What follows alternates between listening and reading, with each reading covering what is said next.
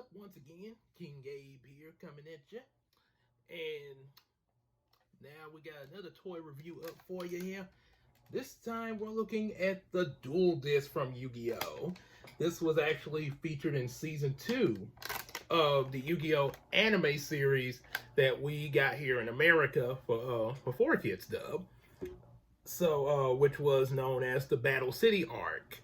And ever since then, they have been using the Duel disc pretty much throughout the rest of the show. Yeah, they season 1 they had these oversized duel arenas. And I guess they say, well, no, we're not using that no more. Duel disc is the way in. And as and a little bit knowledge on the invention of it, the Seto Kaiba is the one that, of course, made the Duel disc, and he also did have something to do with the arenas. The holographic technology and everything.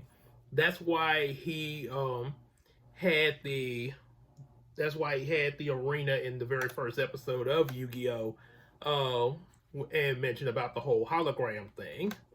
Also, according to the manga that I actually and said that I was reading at one point in the live stream, when it first introduced Kaiba, the reason behind Kaiba making the holographic technology in the manga series was because of the shadow game that other Yugi, aka Pharaoh with Tim, challenged him to, and Kaiba liked the ideal of real monsters and stuff being more challenging because he is really big on games, and as in the manga thing, all kind of games were in the play, but Duel Monsters was his favorite.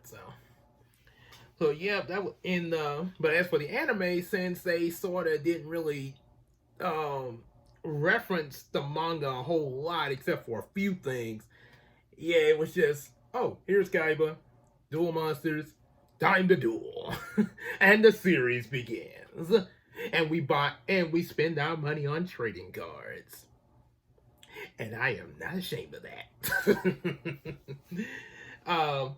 And anyway, and also before I go any further, if y'all got any, if those of you who watching this and are like, huh? What is he talking about? What's this? What's that? Y'all ain't got, definitely leave your comments in. Definitely leave any questions or comments in that comment section. Please do so. Hey, trust me, even if it's a million questions, hey, I'll do my best to answer them, okay? Okay, we cool. But before you do that, let's hear the video first. Let's do the review first. Then you can ask your questions, okay? We cool? Alright, so anyway, here's the Duel disc. As you'll see, it's not completely show accurate, which that's kind of when it was first made. I think the Duel disc was first made.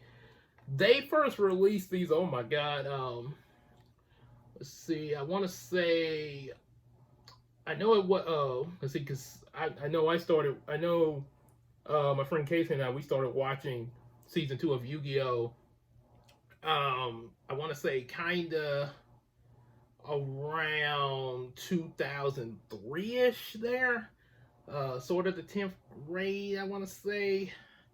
Yeah, I kind of want to say, not completely sure, but I know. But what I do remember, because going by because I made a lot of home movies back in the day on VHSs, especially in high school. I remember one of my home movies was a spring break movie of 2004, and in one of the scenes of it, I had this, and I caught myself doing a duel tournament with other, pretending that I was dueling other duelists and stuff there, while I was in my mom's classroom. No, school wasn't going on, but yeah, she was up there doing some stuff in the classroom and stuff, so yeah. So there was that. So it came out somewhere within late 03 to early 04, because like I said, I had it in 04 around the month of March when I shot the spring break VHS. So I know I had it before then, because that's how I was filming myself with this thing. Yep. And it is yep, as you can see, like I say, it's not, like, again, it's not show accurate, but this was when it was first made. Recently they have come out with some that are show accurate, but I think they're for display only, and they cost quite a bit. I mean, this one was kind of pricey itself for what it does, but yeah, the show accurate ones, they are pretty pricey. And if they actually make a dual disc that can project holograms like in the show, oh boy, that'd be like a car payment right there. I'm assuming that'd be like a car payment price, depending on what car you're thinking of. So anyway, so I'll show you what it can do here. You got the switch. You got the switch right here. It's in the middle. That means it's off. So you can either flip it down or up. That'll make the light. There's two different light features. So if you flip it down, you get that. Let's play it again. You get that. And if you flip it up, you get that. Also, if you, let me turn it off and back on. If you do this while it's on, oh yeah, just like in the show, it's time to duel. So I'm gonna so now I showed you that. Unlike the morpher that was too small for my arm, this still can fit on my arm. Now I will admit, since my arm is grown, it's kind of tight, but it's worth it. It's definitely worth it. Just gotta adjust it a little bit. Oh yeah. Even kind of makes me a little muscular. Cause I am a man with a dual disc. Almost like I got a blade on my arm. And there was one funny joke in the show. They said when the dual discs were first introduced in season 2, and they came to the tournament for Battle City, there were these two businessmen. I think they were supposed to be like a running gag in this episode. It's like in the 4Kids dub, it was like, what are those things? Some kind of giant wristwatches? Yeah, because all wristwatches look like this. Hey, you got the time? Let's see. It's 8,000 life points. And by the way, in the official Yu-Gi-Oh game, you do start off with 8,000 life points. In the show, season 1, Duelist Kingdom, they started off with 2,000, but it was a little different than how we play, in real life. They started off with 2,000 life points with the arena duels, and they could not attack each other directly, but they could summon whatever monster they wanted, regardless of how many stars it was. Season 2 at Battle City, they could, they had to do tributes where they could, and they started off with 4,000 life points, sort of give a little more leverage, and also kind of make it more tensing with the duels, like, oh my god, is he gonna win? So in real life, we get more life points than the show does, but like I said, that was to kind of raise the tension in the show. At least that's my assumption. So yeah, they start off with 4,000 life points, and like the way we do in real life, you can only summon level 4 or below monsters easily, magic trap cards, and for 5 or 6 star monsters, you had to tribute 1 monster, or sacrifice, they might say. Level 7 or 8 monsters, you had to do 2. And up higher, you had to do 3 monsters. I think 9 and 10.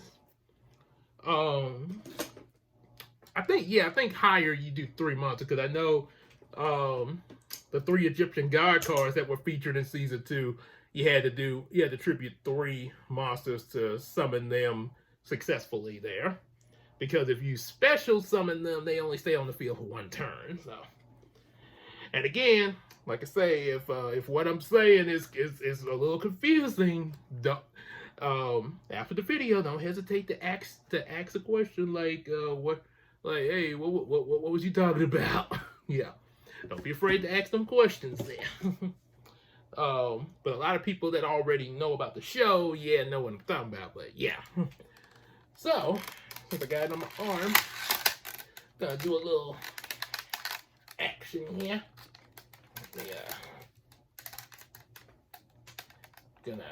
It's time. So, before I press the button, let's make sure the the light's on. Okay.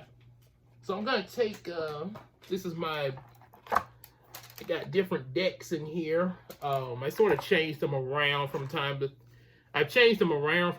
time. So who knows what I might do in the future as far as a new deck there. So a few cards that's sort of just hanging around. As Optimus said in Transformers Robots in Disguise in 2002, well, I tried to tell them to leave, but they just kept hanging around. So I'm gonna take this deck. This is I'm considering this my personal deck because it has my favorite card in here, Mahavilo, or I think I said Mahavilo, and I think in the 4Kids edit they said Mahavilo. At least that's what Taya called him in there, aka Anzu, because she used this card in season 3 of Yu-Gi-Oh! Go Mahavilo! Attack with Sacred Lightning! And I really like that card because he gains 500 attack points for every equipped spell card. So if you equip him with something like Axe of Despair that gives him 1,000 points, he'll go from 1,550 attack points to 2,550 attack points and get an extra 500 points to 3,050 and be able to beat a 3,000 point Blue Eyes White Dragon. And that's just one magic card. Equip more magic cards, oh boy, he's gonna be really powerful. So, and also these are 2 other cards I like here. Silent Magician, level 4 and 8. It's pretty cool there. Okay, so what I'm gonna do, and I'll fix it back after the video. I'm gonna shuffle the deck. And I know, before you say anything, I know mostly you're supposed to use card sleeves with these. I am aware of that. But Case and I've been doing it like this. And I mean, she may have gotten card sleeves. I don't know. She may have gotten card sleeves on her cards. Maybe not, maybe so. But I've just been kind of keeping to this for a while. And I just still do. I just never could get into the card sleeve. Now, if I were to go in a tournament, I would have to get some card sleeves. So, yeah, I don't know if I would or not, because the tournament's got so many regulations. I'm talking about the real live one. They got so many regulations and ban cards, and they change that up every so often ever since Yu-Gi-Oh first came out. So, yeah. Probably this is a best tournaments I probably would do good as if I was in the show. You know, where I could rely on the heart of the cards. So gonna okay, it should be shuffled good. Because I'm gonna show you how it works with your deck. You put it right in here. You might want to lock it into place. Now you can open that when you get ready to draw your cards, but I usually keep it locked up until it's my turn again. So what you're gonna do Now it's on your arm. See how it works on my arm. Let me turn the light on. It didn't light up. I think I may have. Let's see. I want to do it with the light. Okay. Okay, that's not the right one. Okay. Let's try it again. There we go. It's time to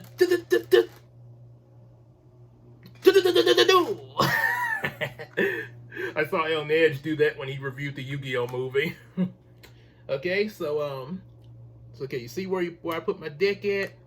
This right here is the graveyard, where like if your monster gets destroyed or like say you used a spell or trap card and its effect has resolved, you would put it in there. So, give you a little example there. I'm gonna draw. First, you're gonna start with drawing 5 cards. Let me shuffle again because I want to get a balance of trap and monsters, or trap, magic, and monsters, so I could really show y'all a good example of this working here. And I'm not gonna go through a full duel, but we're gonna pretend that I'm dueling Yugi himself. So, again, like I say, an imaginary duel just to show you how the cards work. Yeah. Make sure I got some magic. Now, of course, in real life, you can't be doing all this, but, you know, look at it, trying to show a certain way, but this is for a demonstration now. As Squid would say, it's just a demonstration. Okay, I should be good here. All right, so deck is loaded. We're gonna draw 5 cards. Ooh, nice cards. And then you would determine, okay, so you got 5 cards in your hand. You and your opponent determine who goes first. You can either flip a coin or you can do rock, paper, scissors. We're just gonna, okay, so skip that. We're just gonna pretend that, let's see, going by when Jaden dueled Yugi. Okay, I think he went first, so I'm gonna go first. That means I draw a card. And each turn, every time it's your turn, you have to draw a card. And if you are unable to draw, like you run out of cards and you can't draw no more, you lose by default. That's how Yugi defeated Slifer the Sky Dragon. So, epic draw. Should be. Or do it like in the Japanese version. Omeka! Do Let's see. So we're gonna see. I'm going to sub in. So this is a level 4 monster here, and you place your monsters on this part of the duel disc. Yep. And then show you what monster H drew. Magical broker.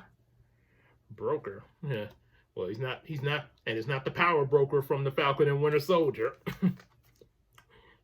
Yep. So, let's see. It has an effect on what. I'm not going to use the effect on it there. We're just going to be brief. Okay, so we can place it here. That's where your monster would go. And if you want to use a magic and trap cards, would go into these little slots. In the show, the slots would be up here. Yeah, which would be a lot cooler. But have to deal with what you have to go with what you get.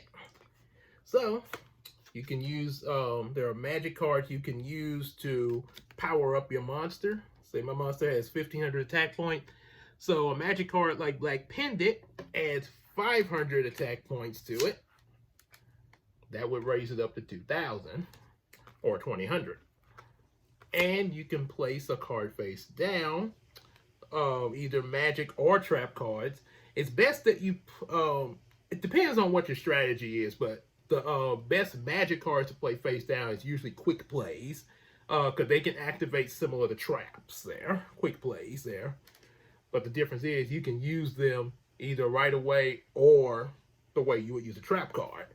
Trap card, you have to place it face down first and then activate it at any turn after you've placed it. Like I placed it on my turn, so either on my opponent's next turn or any turn after that, I can activate it. So I got one card face down. Then it would go to my opponent, Yugi. Yugi would draw a card. Just say he summons, say, thinking of Yugi's deck. Let's say, so I got him, because I got my monster powered up a black pendant. So imagine he used something like Mystical Elf, like he did in his duel with Jaden. Then used the magic card Magical Dimension to sacrifice Mystical Elf to summon a spellcaster, his favorite, Dark Magician. But there is a catch. When he does that, Magical Dimension would give him the option of destroying my monster on the field. No! Oh no, explosion! Like it'd be in the show whenever stuff like that happened. Yeah. And also, my magic card would be destroyed as well because it was equipped to my monster. And there's an effect on it where when it's destroyed, your opponent loses 500 points of damage, so he would lose 500. So he's got a Dark Magician souped up on the field ready to attack me directly. Oh, snap. And I could either activate my trap card or just take the attack. I would choose to take the attack because there's something I want to do with my face down card. So Yugi losing 500 points would go down to 7,500. An attack of 2,500 was bring me from 8,000 to 5,500.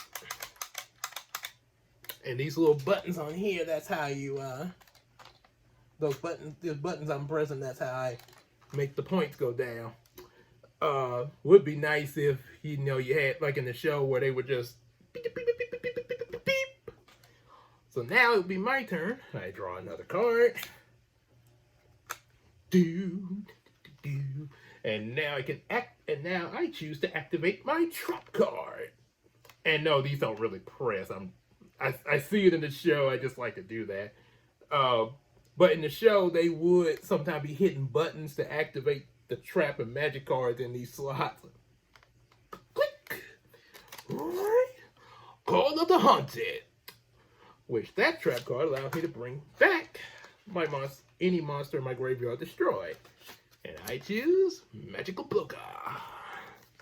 Place them here above the Call of the Hunted. Call of the Hunted will stay on the field as long as he's on the field, unless something happens where it's removed. But what can I do about his Dark Magician? Well, there's another kind of spell card that won't power up my monster, but it can keep Yugi from attacking. So there's continuous spell cards like Swords of Revealing Light. Most continuous spell cards would last pretty much throughout the whole duel unless your opponent destroys it. This one lasts for 3 turns. So by activating that, I can prevent Yugi from attacking for 3 turns to give me a time to think of a way out of this. Yep, so that's kind of an example. I think that's pretty much, I think you pretty much got it there. There's also other magic cards like field spells that you would put in here. Like say, maybe I would put the Yami field spell card that would boost all my spellcasters by 200 extra points, or something like Gaia Power for Earth type monsters. And let's see. Okay, I want to give you an example of tribute summoning there. So say Yugi doesn't do anything on his turn, so he would pass, and you can do that. Oh yes, I got a good draw, just like Kaiba. So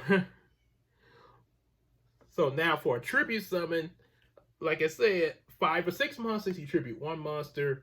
But for 7 and 8, you attribute 2, so I only got 1. So I'm going to attribute this. And I also got to remove Call of the Hunted.